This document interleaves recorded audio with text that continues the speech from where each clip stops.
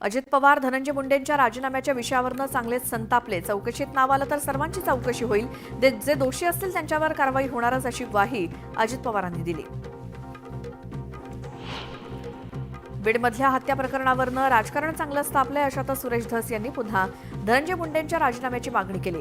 अजित पवारांना विनंती करतो, धनंजय मुंडेंना मंत्रिमंडळातून काढा अशी मागणी आमदार सुरेश धस यांनी केली. बीड प्रकरणावरनं अंबादास दानवेंनी सरकारवर निशाणा साधला. बीड प्रकरणात सरकार गुन्हेगारांना संरक्षण देत असल्याचा आरोप त्यांनी केला. तर वाल्मिक कराडला पाठिंबा देणाऱ्या धनंजय मुंडेंनीही राजीनामा द्यावा अशी मागणी दानवेंनी केली. आघाडी तुटली असं मी कधीही म्हणालेलो नाही. काँग्रेसनं माझं बोलणं कदाचित नीट ऐकलं नसेल असं स्पष्टीकरण संजय राऊतांनी दिलं. तर स्थानिक स्वराज्य संस्थांच्या निवडणुकीसाठी महाविकास आघाडीची स्थापना झालेली नाही. कार्यकर्त्यांची भावना आहे स्वबळावर लढण्याची. युतीत लढल्यास अन्याय होतो अशी कार्यकर्त्यांची भावना आहे असं संजय राऊतांनी म्हटलं. बीडमधल्या सरपंच हत्या प्रकरणावरनं संजय राऊतांनी फडणवीसांना लक्ष्य केलं. मुख्यमंत्री न्याय करतील अशी अपेक्षा होती, मात्र सरकारकडनं मुख्य आरोपींना वाचवून कारवाईचं नुसतं ढोंग सुरू आहे असा आरोप राऊतांनी केला. राजमाता जिजाऊंच्या जयंती सोहळ्यानिमित्त अमोल मिटकरींनी अभिवादन करत जाहीर नाराजी व्यक्त केली. भाविकांची वाहनं 10 किलोमीटर लांब अडवल्यामुळे त्यांनी सरकारला घरचा आहेर दिला. छत्रपतींच्या आशीर्वादानं सरकार आलं तर जिजाऊ जर नाराज झाल्या तर सरकार जाऊ पण शकतं असं म्हणत त्यांनी पोलीस प्रशासनावर टीका केली. अहमदनगर जिल्हा सहकारी बँक बोगस भरतीची चौकशी करावी अशी मागणी खासदार निलेश लंकेंनी केली. नगरची बँक असताना नोकर भरती पुण्यामध्ये कशी असा सवाल लंकेंनी उपस्थित केला. त्यासोबत या संदर्भात त्यांनी सहकार विभागाचे अप्पर मुख्य सचिव राजगोपाल देवरा यांच्याकडे तक्रार केली. कथित मद्य घोटाळ्याला कारणीभूत असलेल्या उत्पादन शुल्क धोरणावरनं भाजपनं आम आदमी पार्टीला लक्ष्य केलं.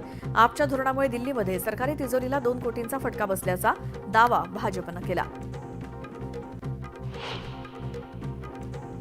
राष्ट्रवादीचे नेते छगन भुजबळ शेगाव दौऱ्यावरती येणार आहेत. माळी समाजाच्या युवक युवती परिचय संमेलनाला भुजबळ हजेरी लावणार आहेत. या कार्यक्रमात भुजबळ काय बोलणार याकडे सर्वांचं लक्ष लागलंय. भाजप प्रदेशाध्यक्ष चंद्रशेखर बावनकुळेंनी सर्व मंत्र्यांना 1 दिवस खेड्यात मुक्काम करण्याच्या सूचना केल्या आहेत. भाजपनं खेड्याकडे चला अभियान सुरू केलंय. यावेळी खेड्यात मुक्काम करून मंत्री कार्यकर्त्यांशी संवाद साधणार आहेत. उपमुख्यमंत्री एकनाथ शिंदे 4 दिवस सातारा दौऱ्यावर आहेत. साताऱ्यातल्या दरे गावात शिंदे मुक्कामी असतील. उत्तरेश्वर देवस्थानच्या जत्रेसाठी शिंदे साताऱ्यातल्या दरे गावी मुक्काम करणार आहेत. ठाकरेगड अजूनही झोपेतनं जागा व्हायला तयार नाही असं वक्तव्य अमोल कोल्हेंनी केलं होतं. यावर आता अंबादास दानवे यांनी प्रत्युत्तर दिलं. अमोल कोल्हे हवेवर निवडून येणारे खासदार आहेत. संघटनेत झिजावं लागतं हे त्यांना माहीत नाही असं म्हणत दानवेंनी अमोल कोल्हेंना टोला लगावला. बीडच्या खंडणी प्रकरणातील आरोपी वाल्मिक कराडचा शस्त्र परवाना रद्द करण्यात आलाय. वाल्मिक कराडवर 15 गुन्हे दाखल आहेत.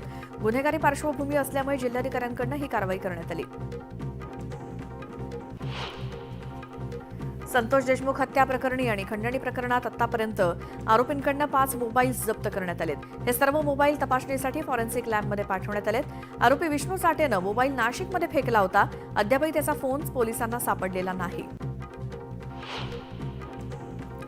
बीडमधील माजी सरपंच हत्या प्रकरणाला 33 दिवस पूर्ण झाल्यानंतरही न्याय मिळत नसल्यामुळे ग्रामस्थ आक्रमक झालेत. आरोपींना तत्काळ अटक करण्याच्या मागणीसाठी ग्रामस्थांनी पुढील आंदोलनाची दिशा ठरवण्यासाठी बैठकीचं नियोजन केलंय.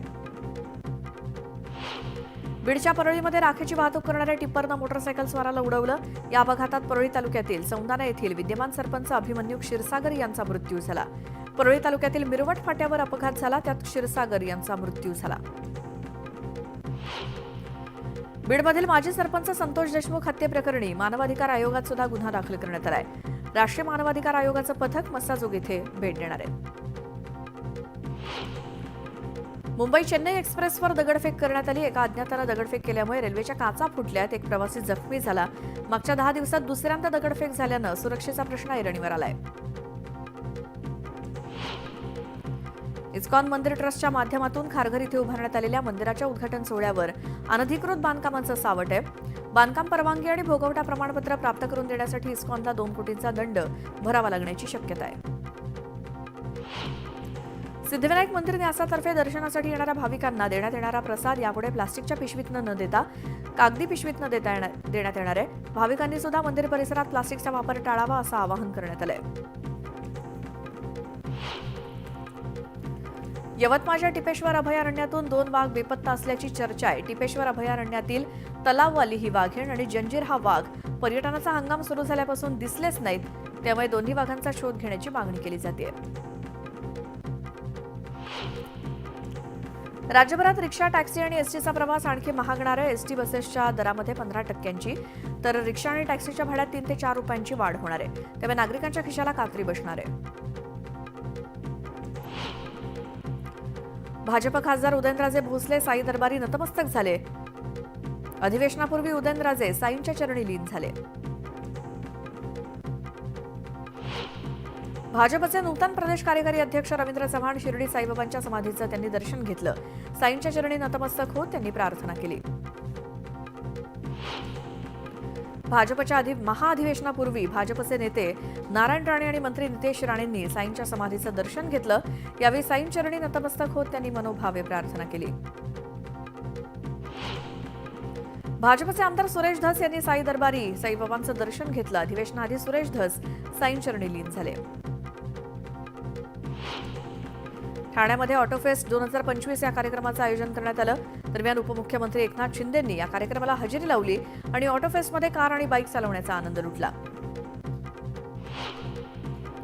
जळगावच्या रावेर तालुक्यातील तांदलवाडी परिसरात अवकाळी पावसानं हजेरी लावली. पावसामुळे रब्बी पिकं धोक्यात आल्यामुळे शेतकरी वर्गात चिंतेचं वातावरण आहे. जळगावच्या भुसावळमध्ये सकल मराठा समाजातर्फे राजमाता जिजाऊंची जयंती साजरी करण्यात आली. भुसावळ रेल्वे स्टेशन परिसरातील छत्रपती शिवाजी महाराज स्मारकाजवळ जिजाऊंना अभिवादन करण्यात आलं.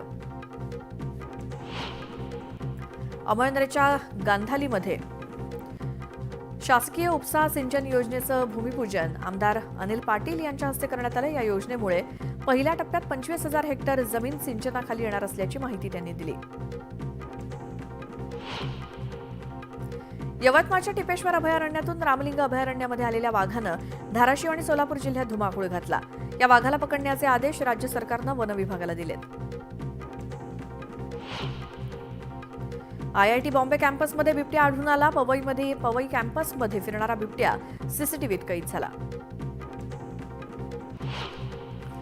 रोह्यात घडलेल्या घटनेचा भरत गोगावलेंनी निषेध केला. वाढत्या महिला अत्याचाराला रोखण्यासाठी बाहेरच्या देशांसारखा कायदा भारतात आणावा लागेल, तर अत्याचार करणाऱ्या नराधमाला जास्त दिवस ठेवणं योग्य नाही असंही ते म्हणाले.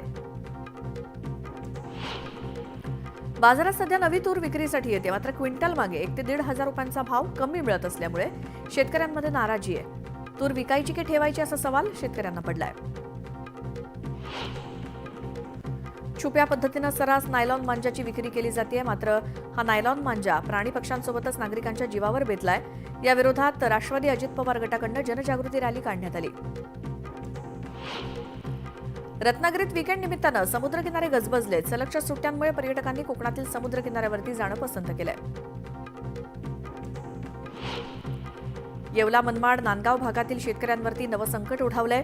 शेकडो पक्ष्यांचे थवे हल्ला करून शेतातील पिकांची नासाडी करतायत, त्यामुळे शेतकरी हवालदिल झालाय. जळगावमध्ये ढगाळ हवामानामुळे रब्बी पिकांवरती विविध रोगांचा प्रादुर्भाव झालाय. त्यामुळे 2.5 लाख हेक्टरवरील पिकं धोक्यात आलं असून शेतकरी संकटात सापडलाय. पिंपरी चिंचवडमध्ये मकर संक्रांतीसाठी बाजारपेठा सजल्या. 10 रुपयांपासून 150 रुपयांपर्यंत पतंग बाजारात दाखल झाले आहेत. मकर संक्रांती निमित्तानं नवी मुंबईतल्या बाजारपेठा सजल्या आहेत. बाजारात विविध प्रकारची पतंग दाखल झाली आहेत. मागील वर्षीच्या तुलनेत पतंग विक्रीमध्ये जवळपास 10% वाढ झाली आहे. पुण्यामध्ये विचित्र हवामानामुळे पुणेकर त्रस्त आहेत. दिवसभर असलेलं ढगाळ वातावरण आणि काही ठिकाणी गारव्यामुळे आजारांना निमंत्रण दिलं जात आहे. गोंदियामध्ये उपप्रादेशिक परिवहन विभागाच्या वतीनं सायकल रॅलीचं आयोजन करण्यात आलं. रॅलीच्या माध्यमातून वाहतुकीच्या नियमांसंदर्भात जनजागृती करण्यात आली. छत्रपती संभाजीनगरात उन्हाळ्यात वाढीव पाणी येणार असा दावा पालिकेनं केलाय. मात्र नवीन योजनेतील पाण्याच्या टाक्या आणि अंतर्गत जलवाहिनीची कामं पूर्ण झाल्याशिवाय पाणी मिळणार नसल्यामुळे नो नेटवर्क झोनची तहान मात्र कायम राहणार आहे. नागपुरात केंद्रीय मंत्री नितीन गडकरी यांच्या संकल्पनेतून आयोजित खासदार क्रीडा महोत्सवाचा शुभारंभ झाला. प्रसिद्ध अभिनेत्री आणि खासदार कंगना रनौत यांच्या हस्ते महोत्सवाचं उद्घाटन झालं. राजमाता जिजाऊ यांचं जन्मस्थळ असलेल्या सिंदखेड राजा इथे आंतरराष्ट्रीय दर्जाचं स्मारक व्हावं यासाठी पाठपुरावा करणार अशी ग्वाही मंत्री आकाश फुंडकर यांनी नागरिकांना दिली.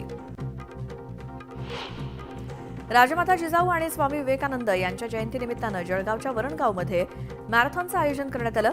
वरणगावातील नागरिकांनी मोठ्या संख्येनं या उपक्रमात सहभाग घेतला. पशुगणना मोहिमेमध्ये राज्यात जळगाव अव्वल ठरलंय. मोहीम 52% पोहोचली आहे, तर पशुगणनेमध्ये जिल्ह्यातील चाळीसगाव तालुका आघाडीवर आहे. बुलढाणा जिल्ह्यातील सिंदखेड राजा येथील जिजाईंच्या जन्मस्थळी असलेल्या राजवाड्याला आकर्षक सजावट करण्यात आली. विद्युत रोषणाईनं परिसर उजळून निघालाय. मुंबई गोवा महामार्गावरील धामणी ते संगमेश्वर महामार्गाचं काम भूसंपादनामुळे रखडलं होतं. दरम्यान भूसंपादनाचा तिढा सोडवण्यात आल्यामुळे या महामार्गाचं काम युद्धपातळीवर सुरू आहे. नांदेड पालिकेनं कचऱ्यापासून खत निर्मिती प्रकल्प सुरू केला. या प्रकल्पातून दररोज किमान 10 टन खताची निर्मिती केली जाते. या खत विक्रीतून महापालिकेचं उत्पन्न वाढणार आहे. छत्तीसगडच्या बिजापूर जिल्ह्यामध्ये जवानांमध्ये आणि माओवाद्यांमध्ये चकमक झाली. यात 3 माओवाद्यांना कंठस्नान घालण्यात जवानांना यश आले. गडचिरोली जिल्ह्याच्या सीमेला लागून असलेल्या भोपालपट्टणमच्या बंदेपारा जंगलात चकमक झाली असून अत्याधुनिक बंदुका देखील घटनास्थळी सापडल्यात. पाटणमधील गलमेवाडीच्या शाळेतील शालेय पोषण आहारासोबतच गॅस शेगडी आणि भांडी लंपास करण्यात आली आहेत. संबंधित चोरट्याला स्थानिक पोलिसांनी अटक केली आहे. छत्रपती संभाजीनगरमध्ये कोयता गँगची दहशत पसरली आहे. सलग दुसऱ्या दिवशी छत्रपती संभाजीनगरच्या बजाज नगरमध्ये कोयता गँगनं 8 ते 9 दुकानं फोडली. ही संपूर्ण घटना सीसीटीव्हीत कैद झाली. दरम्यान पोलिसांकडून कोयता गँगचा शोध सुरू आहे. बीडमध्ये सुदैवानं मोठी दुर्घटना टळली. एसटी बसचे ब्रेक फेल झाल्यामुळे बस दरीत कोसळणार होती, मात्र दैव बलवत्तर असल्यामुळे बस कठड्यावरती अडकली, त्यामुळे मोठा अपघात टळलाय. टोरेस कंपनीच्या फसवणुकीची घटना ताजी असतानाच आता नवी मुंबईतील ॲक्वामरीन कंपनीकडून नवी मुंबईकरांची लाखोंची फसवणूक करण्यात आली. या प्रकरणी खारघर पोलीस ठाण्यात गुन्हा दाखल करण्यात आलाय. ठाण्यामध्ये राज्य उत्पादन शुल्क विभागानं मोठी कारवाई केली. उच्चभ्रू वस्तीमध्ये विकल्या जाणाऱ्या महागड्या बनावट दारूचा साठा जप्त केलाय. यात 200 लाखांहून जास्त बनावट दारू बनवली जात होती. भिवंडीमध्ये एका लग्नाच्या हॉलला भीषण आग लागली. हॉलमध्ये असणारं फर्निचर आणि बाकीच्या सर्व गोष्टी जळून खाक झाल्यात. सुदैवानं कोणतीही जीवितहानी झालेली नसली तरी लाखोंचं नुकसान झालंय. येवल्यात घरातील अंगणामध्ये ठेवलेल्या 20 ट्रॉली मक्याच्या चाऱ्याला अज्ञातानं आग लावली. या आगीमध्ये सर्व चारा जळून खाक झाला. यात शेतकऱ्यांचं लाखोंचं नुकसान झालंय. ऑनलाईन रमी खेळण्याच्या नादात मुलानं चक्क स्वतःच्या शेतातील मोटर चोरून नेली. या प्रकरणी पोलिसांनी छडा लावत 6 युवकांना अटक केली. त्यांच्याकडनं 3 लाखांचे 20 पंप पोलिसांनी हस्तगत केलेत.